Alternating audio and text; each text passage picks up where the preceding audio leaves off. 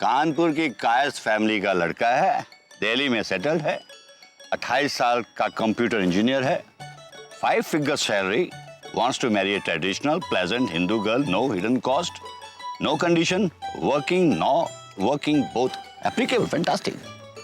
पापा green Delhi diary.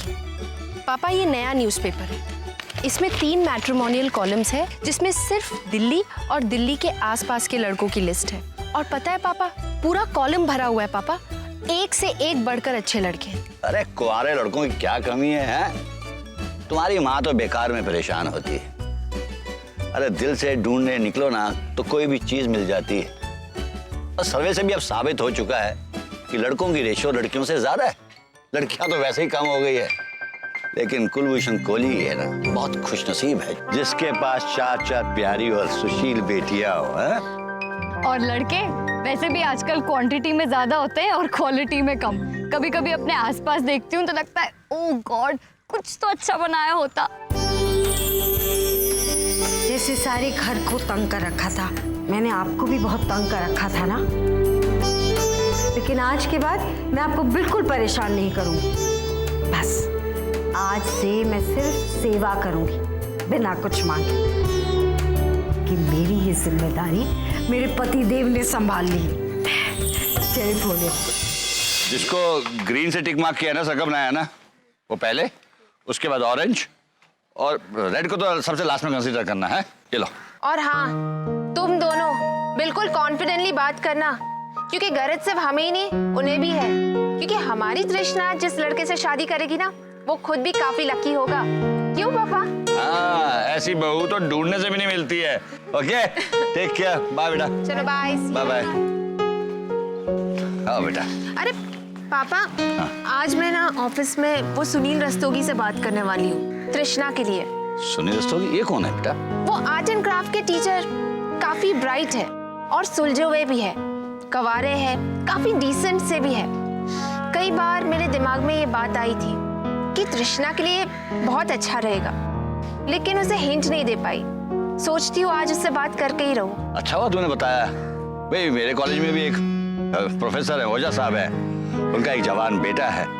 ओझा साहब पढ़ाई कम करवाते हैं, बेटे के बारे में ज्यादा बोलते हैं। उनका जवान बेटा नौकरी करता है और बाप के लिए मोबाइल ले लिया है, एक्सपेंसिव गाड़ी ले ली है। बाप कह रहा था कि जो सपने वो अपने हिसाब से पूरे नहीं कर सका, उसके बेटे वो सपने पूरे कर रहा है। लायक बेटा ही होगा। लगता है मम्मी ने तो एक लड़के की बात की थी, शाम तक उन्हें 1-2 ऑप्शन तो जरूर मिल जाएंगे। अरे ऑप्शन क्या, मुझे तो लगता है कि तृष्णा के लिए लड़का ढूंढते ढूंढते तुम तीनों के लिए भी लड़के मिल जाएंगे।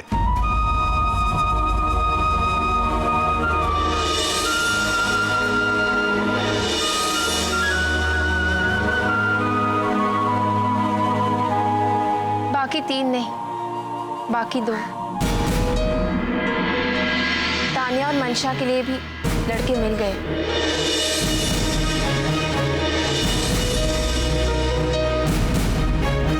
अरे वो तृष्णा बिटिया को कंप्यूटर क्लासेस में जाना था, वो है कहाँ?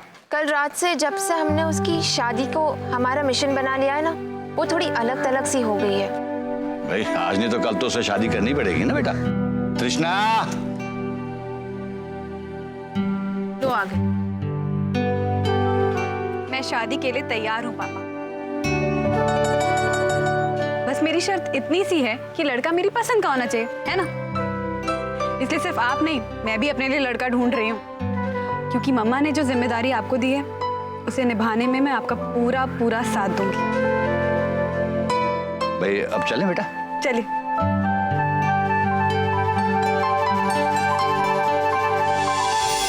ये सब वैसे इतना मुश्किल था नहीं जितना लग रहा था। मुझे तो लगता है इसका फैसला भी आज ही हो जाएगा। अब जो सोचते हो उसका फैसला उसी समय हो जाए, ये कोई जरूरी नहीं है। इट्स लाइक तुम स्टेडियम में जाओ, चैंपियन बनकर बाहर आ जाओ। It's not necessary. हर चीज का एक तरीका होता है। I hope you understand. I understand पापा।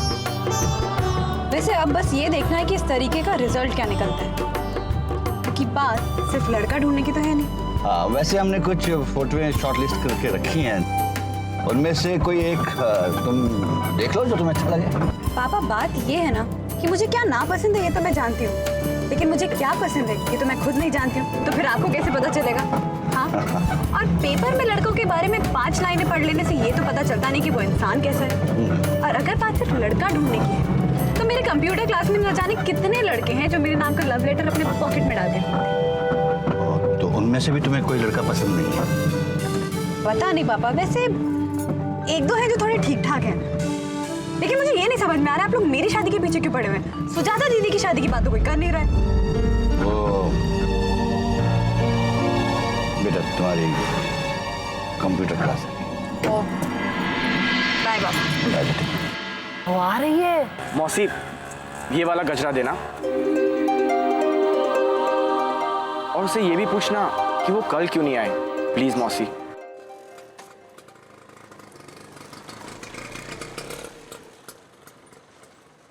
कल क्यों नहीं आई? मैं राह देख रही थी तुम्हारा।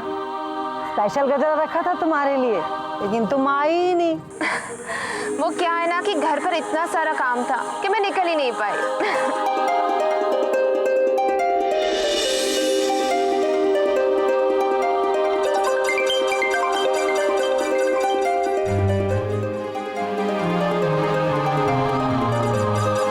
Thank you.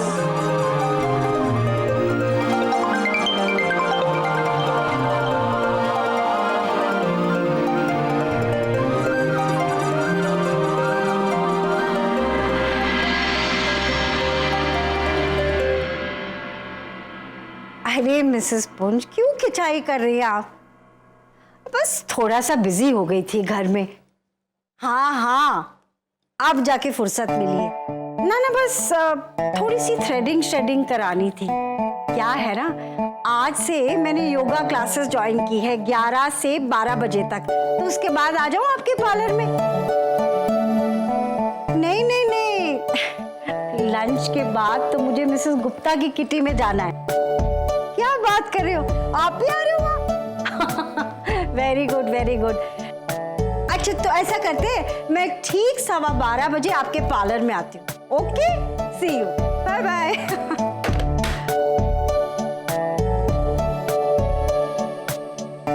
मंशा, मुझे ऐसा लग रहा है कि मम्मी भी दूसरे मोहल्ले की औरतों की तरह बिजी होने वाली है। वही तो, पहले मुझे विदा करती फिर इन सब में पड़ती। तुम अपने बारे में बाद में सोचना, पहले तृष्णा दीदी के केस पे कंसंट्रेट। एक्चुअली अरे मेरी लाडलियों, घबराओ मत, मैं हूं ना तुम्हारे साथ। पता है, एक बहुत ही होनहार लड़के के ऐड पर मेरी नजर पड़ी हिंदी के अखबार में। मैं उसके घर फोन कर ली, उसकी माँ से फोन पे बात हुई। अरे बड़ी ही महीन सॉफ्ट सॉफ्ट सी आवाज थी। पता है, इकलौता बेटा है और वो भी डॉक्टर। मैंने ना वो कटिंग रख ली संभाल के। देखो, इकलौता डॉक्टर बेटा जिसकी अपनी खुद की प्रैक्टिस भी है, बड़ा मैच्योर भी है, उसे जरूरत है एक शांति प्रिय, सुशील, सुलक्षणा भारतीय नारी की।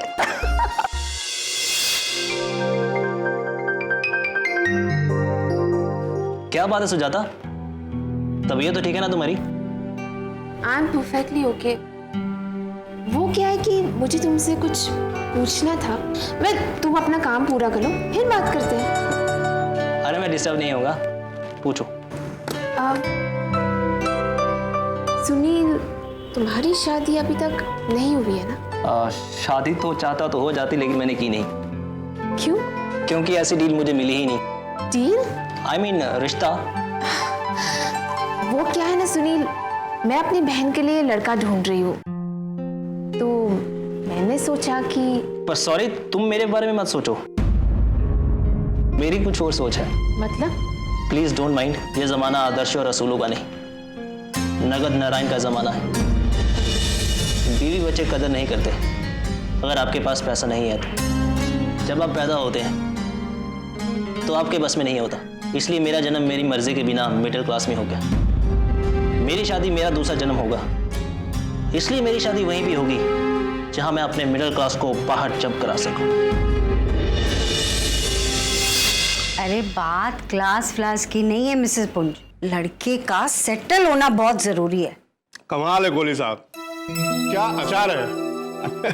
और लीजिए ना, ऐसी क्या बात है ओझा साहब, ये लीजिए। बल्कि कल मैं एक डब्बा भरा बनवा के आपके लिए ले आऊंगा, मेरी बड़ी बेटी ने बनाया है। डिलीशियस। भाई सारा खाना एक तरफ और ये अचार एक तरफ। आप अपनी बेटी से ये जरूर कहिएगा कि मैं उसकी बहुत तारीफ कर रहा था। जी मैं जरूर कह दूंगा, शुक्रिया। बेटियों का सुख ही अलग होता है। आपकी तो शायद कोई बेटी नहीं है। जी नहीं, सिर्फ एक लड़का ही है।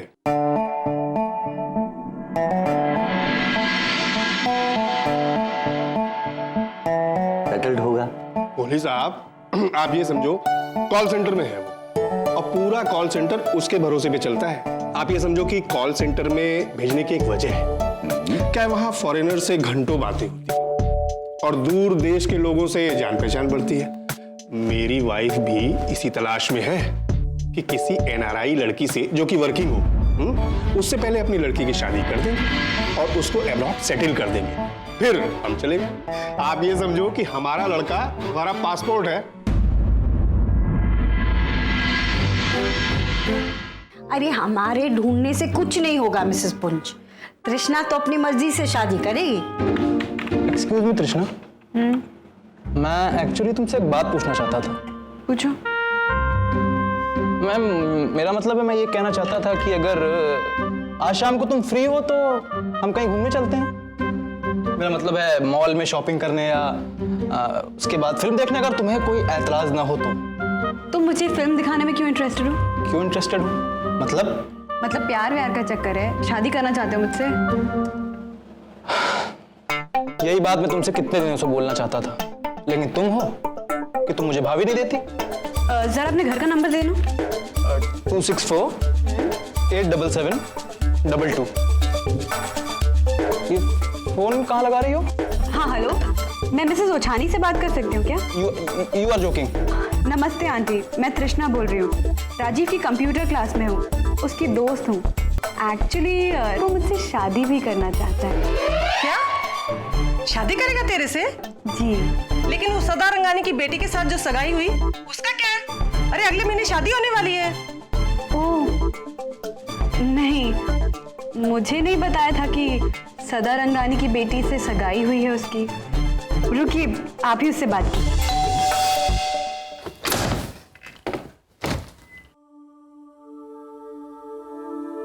नमस्ते aunty, doctor Bose residence. Mrs Kohli. जी हाँ, मैंने फोन किया था, लड़के की माँ से बात हुई थी मेरी। हाँ हाँ, आइए आइए।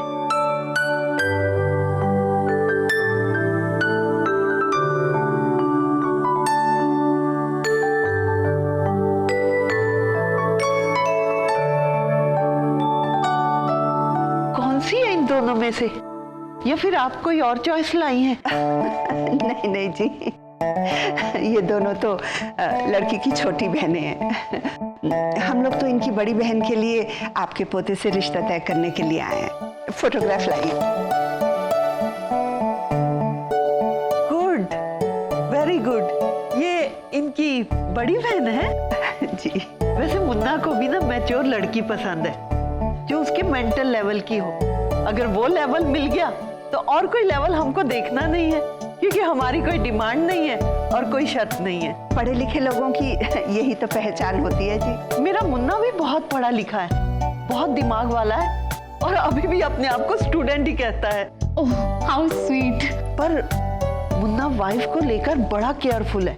लास्ट 2 बार भी उसकी पसंद की नहीं मिली तो वाइफ को रिजेक्ट कर दिया था। रिजेक्ट कर चुका है? इनके कहने का मतलब है रिश्ता रिजेक्ट कर चुका है। अरे समझदार लोगों की यही पहचान होती है, अच्छी तरह से ठोक बजाकर शादी से पहले देख लेते हैं, ताकि बाद में। नहीं नहीं नहीं, शादी से पहले नहीं, शादी होने के बाद। वो डाइवोर्स ले चुका है 2 बार। यानी कि वो 2 बार डिवोर्स्ड है? हाँ। मुन्ना,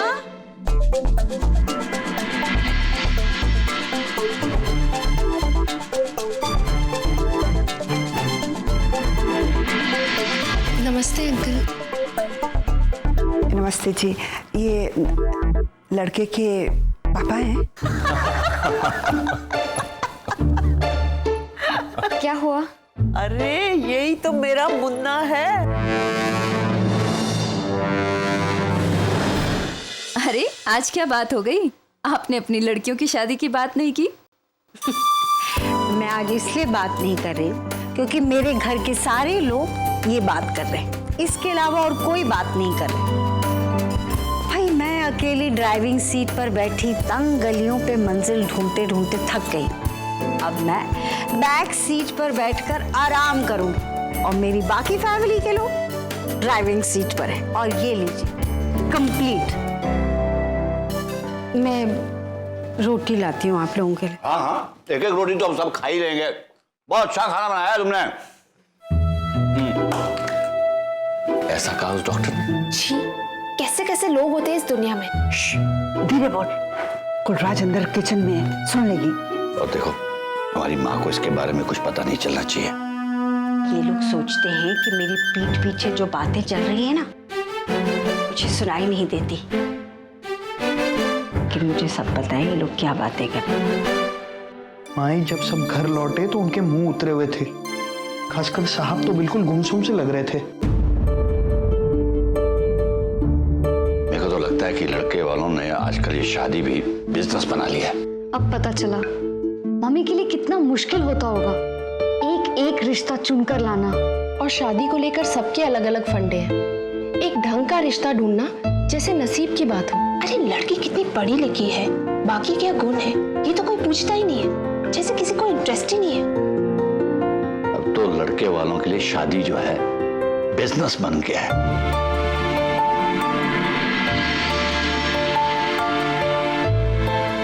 मैं तो समझता था कि जमाना बदल गया है, अब लड़की वालों से दहेज वगैरह नहीं मांगा जाता, लेकिन नहीं, मैं गलत था। जिसके यहाँ लड़कियां है भाई, और लड़कियों से दहेज मांगो, ये मांगो, नॉनसेंस।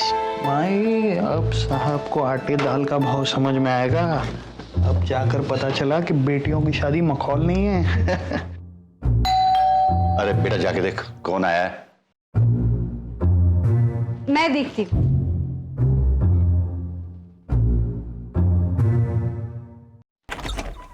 नमस्ते आंटी जी। अरे गुरप्रीत, इस वक्त सब ठीक तो है ना?